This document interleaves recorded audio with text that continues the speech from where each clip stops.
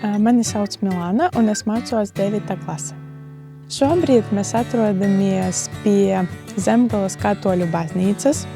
Kādreiz šeit bija dzelzceļu stacija, bet tagad šeit ir katoļu baznīca.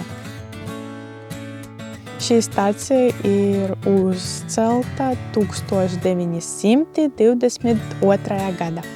Kādreiz šeit bija ļoti svarīga stacija, jo šeit bija Latvijas un Polijas robeža.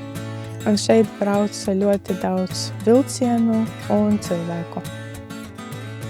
Stacija darbojas līdz 1944. gadam. Pēc tam stacija bija nevajadzīga un stāvēja daudzus gadus tukša.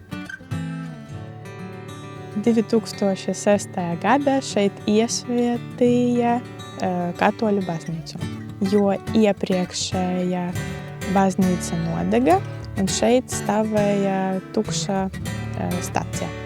Un jau 10 gados svētā misija nenotiek, un pirms uzņemt ciemiņus no Daudzes pamatskolas, mēs kopā ar klases biedriem ejām kārtot šo baznīcu.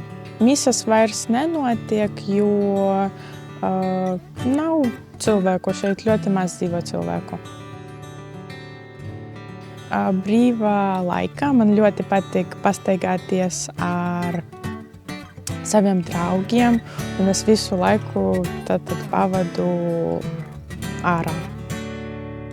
Demenē atrodas Demenes un Laucēsu kopiene, kur notiek dažādi interesanti pasākumi priekš jauniešiem. Vasarā bija ļoti foršs brauciens ar laivām, ar kuru mēs piedalījāmies, un man ļoti tas patika, kuru rīkoja biedrība 19 Meglas. Brauciens notika Daugavas upē, pa Daugavas lokiem tas bija.